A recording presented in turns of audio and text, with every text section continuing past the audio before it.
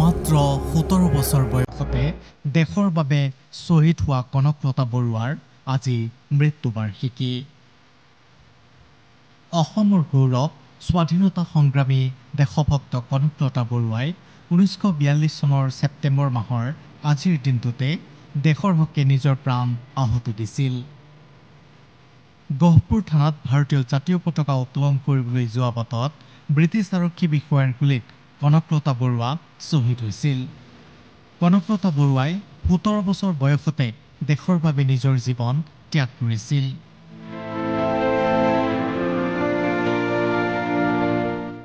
কনকলতা বৰুৱাৰ জন্ম 1924 চনৰ 22 ডিচেম্বৰত তেতিয়াৰ দৰং জিলাৰ গহপুৰত হৈছিল। কনকলতা বৰুৱাই কিশোৰী অৱস্থাতে স্বাধীনতা আন্দোলনত অংশগ্ৰহণ কৰিছিল। তেওঁ জ্যোতিপ্ৰসাদ আগৰৱালা আৰু বিষ্ণুপ্ৰসাদ ৰাভাৰ পৰা অনুপ্ৰাণিত হৈছিল আৰু দেশৰ হকে কাম কৰিবলৈ দৃঢ় প্ৰতিজ্ঞ লৈছিল। কনকলতা বৰুৱা ভাৰতৰ স্বাধীনতা আন্দোলনৰ এগৰাকী স্বেচ্ছাসেৱিকা আছিল। তেখেতে পুষ্পলতা দাসৰ সৈতে মৃত্যু বাহিনী দলত যোগ দি বিভিন্ন মিটিঙত যোগদান কৰাৰ লগতে ভাষণ প্ৰদান কৰিছিল। দেশক স্বাধীন কৰাৰ মনোভাৱেৰে মৃত্যুক সাৱটিবলৈও কুণ্ঠাবোধ কৰা নাছিল দেশভক্ত কনকলতাই। সেই সময়ত জ্যোতিপ্ৰসাদ আগৰৱালাৰ নেতৃত্বত 1942 চনৰ 20 ছেপ্টেম্বৰ তাৰিখে স্বাধীনতা সংগ্ৰামীসকলৰ অসম শাখাই গহপুৰ, বিহালী, চতিয়া আৰু ঢেকীয়াজুলি থানাত উত্তোলিত হৈ থকা ব্ৰিটিছৰ পতাকা নমাই তাৰ ঠাইত ভাৰতৰ জাতীয় পতাকা উত্তোলন কৰাৰ আঁচনি গ্ৰহণ কৰিছিল। সেই মৰ্মে গহপুৰ থানাত ভাৰতীয় পতাকা উত্তোলন কৰিবলৈ আগভাগ লৈছিল কনকলতা বৰুৱাই। ইংৰাজৰ দখলত থকা গহপুৰৰ থানাত ভাৰতৰ জাতীয় পতাকা উত্তোলন কৰিবলৈ কনকলতা বৰুৱাৰ লগতে অন্য বহুতো স্বাধীনতা সংগ্ৰামীয়ে মৃত্যু বাহিনীত যোগ দিছিল আৰু আন্দোলন কৰি গৈছিল।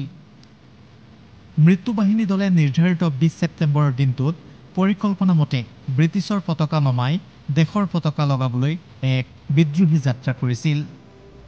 হাতত পতাকা লৈ থানা অভিমুখে আগবাঢ়ি যোৱা গহপুৰৰ মৃত্যু বাহিনী দলৰ ৰেলীৰ সকলোতকৈ আগত আছিল কনকলতা বৰুৱা। কনকলতা বৰুৱাই হাতত জাতীয় পতাকাখন লৈ থানাত পতাকাখন লগাবলৈ যাওঁতেই ব্ৰিটিছ সৈন্যই তেখেতৰ গালৈ গুলীচালনা কৰে আৰু তেওঁ চিতাতে মাটিত বাগৰি পৰে। দেশৰ স্বাৰ্থত কনকলতা বৰুৱা শ্বহীদ হয়। তেওঁৰ হাতত থকা জাতীয় পতাকাখন মুকুন্দ কাকতিয়ে মাটিত পৰিবলৈ নিদি ধৰি লওঁতে পুলিচৰ আন এক গুলীত একে স্থানতে তেওঁ শ্বহীদ হৈছিল।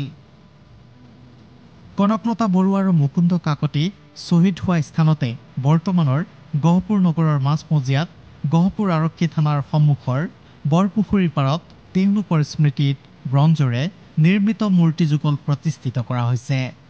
কনকলতাৰ এই ত্যাগে সকলোকে সাহস আৰু দেশৰ বাবে কাম কৰি যাবলৈ অনুপ্ৰেৰণা দিয়ে।